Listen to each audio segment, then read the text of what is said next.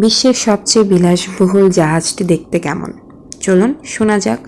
সব মানুষের কাছেই সমুদ্রের বুকে ভাসমান জাহাজের কথা বললেই ভেসে ওঠে টাইটানিকের ছবি। হলিউডের সৌজন্যে জাহাজের মধ্যে একটা আস্ত শহরের সঙ্গে সেই তো আমাদের পরিচয়। তবে টাইটানিকের থেকে বড় জাহাজ এখন ইউরোপে মেলে, যেমন এই ওয়েসিস অব দ্য সিজ।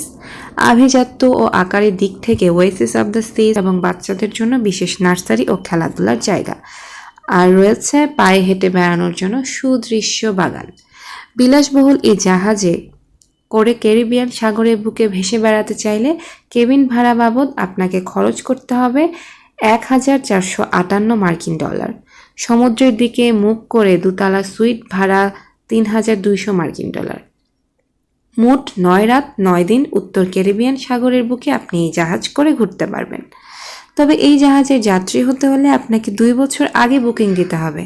তবে বেশ কয়েকটি সংবাদ মাধ্যম ওয়েসিস অব দ্য সিজকে বিশ্বের সবচেয়ে বড় জাহাজ বললেও এটি টেকনিক্যালি বিশ্বের সবচেয়ে বড় জাহাজ নয়।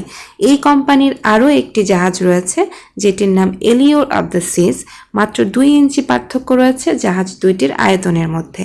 এলিওর অব দ্য সিজ 2 ইঞ্চি বড় ওয়েসিস অব দ্য সিজ থেকে।